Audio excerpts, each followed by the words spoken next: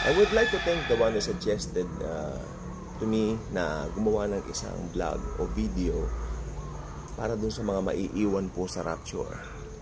So, ito po mga taong maiiwan na ito, meron na po tayong idea kung sino-sino po sila.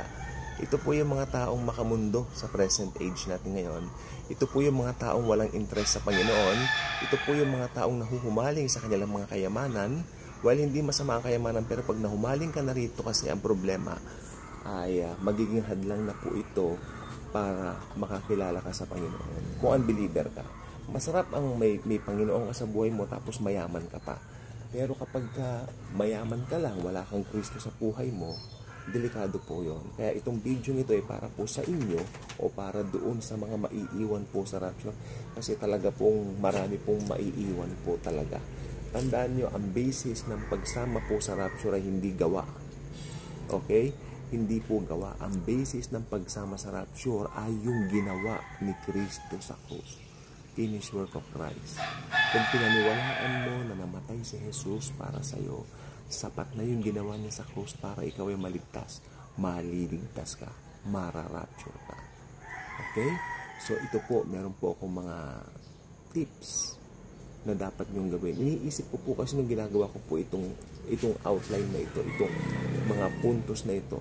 Sabi ko, mga siguro aabot ng 5 o mahigit pa. Alam niyo, inabot lang ng 4. 4 lang ang gagawin ng mga maiiwan. No? In a very practical manner, ito po yung pinakabuod, ito yung pinaka-general na gagawin lang po ninyo kung naiwan po kayo.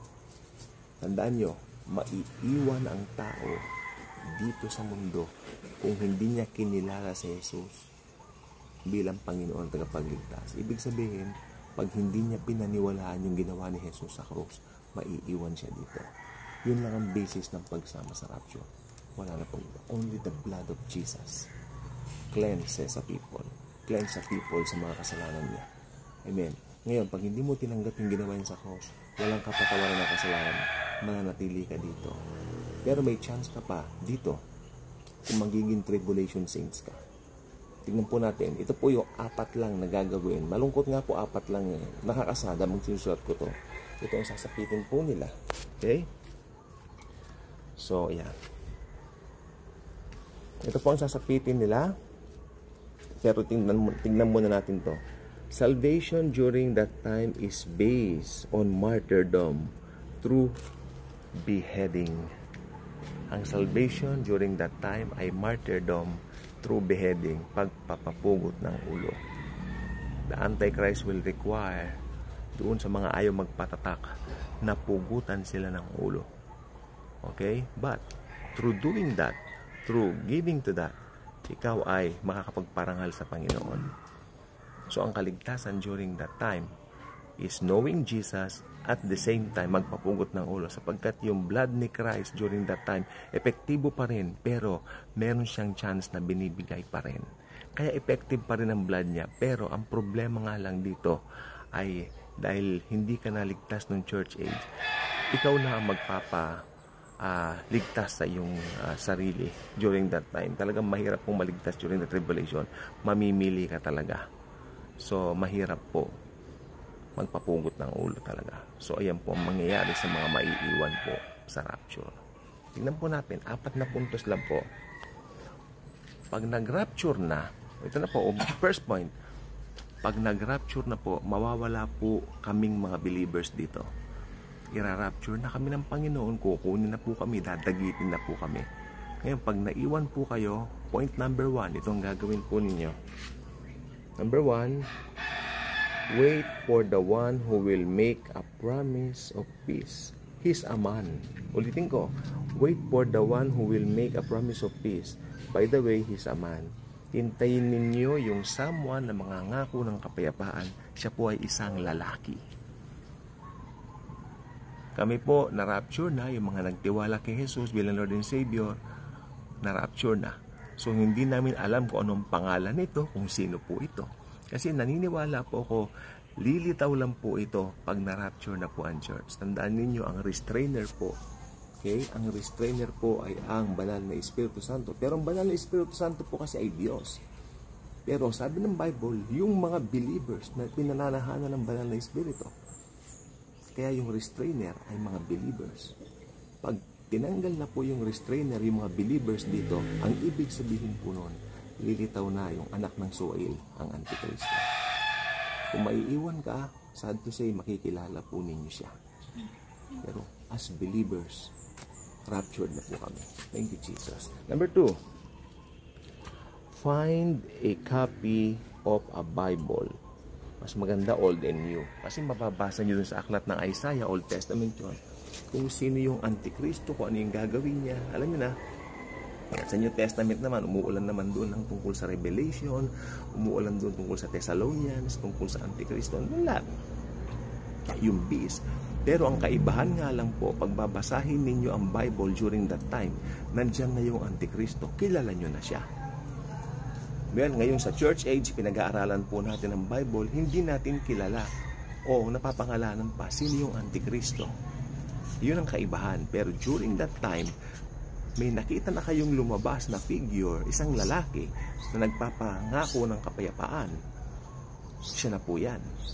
At kilala nyo na po siya. At maghahanap kayo ng Bible, at habang binabasa ninyo yung Bible, during that time, alam ninyo na yung Antikristo, siya po yung sinasabi doon. Tupad na, no? Number 3, do not allow yourself to be marked. Huwag mong hahayaan na ikaw ay matatakan. Huwag na huwag mong papabayaan ikaw ay matatakan ng tatak ng halimaw. Alam niyo, punong-puno po ng pandaraya ang Antikristo. Meron po siyang kasapakat yung false prophet. Okay? Ito pong mga ito ay mga ngako ng peace. Sasabihin nila, ganito, ganyan, kailangan ito, kailangan ganyan. Hanggang dumating yung time na kinokontrol niya na yung mga tao. Hindi makakabili ng gamit, hindi makakabili ng pagkain. Ha? Especially mga mga personal commodities mo, no, and you can buy those things during that time without the mark. Pero ito naman payo ko, do not take the mark. Huwag kang magpatatak. Pastor, ano pong mangyayari kung hindi ako magpapatatak? Tatanungin na naman ako. Well, ito pong mangyayari. Point number 4. Choose to be a martyr for Jesus. Choose to be a martyr for Jesus. Alam niyo na po yung sinabi ko ng unang bahagi, hindi ko na po ulitin. Piliin po ninyo ang maging martyr para kay Jesus, sapagkat maniwala kayo sa akin sa hindi man, yan lang ang tanging ticket ninyo para makapasok kayo sa kaharian ng langit. Sapagkat kayo po, kung pinili nyo maging martyr kay Jesucristo, kayo po ay tatawaging tribulation saints. Congratulations pa rin, pero in a way na napakahirap. In a way na napakalungkot. Umabot pa sa puntong kailangan mapugutan ng ulo para maparangalan si Jesucristo. Amen? Ibig sabihin, hindi na epektibo ang dugo ni Kristo. Epektibo pa rin po. Bakit ka po ninyo? Dahil sa dugo ni Kristo, nagbigay siya ng chance para maligtas pa rin ang tao.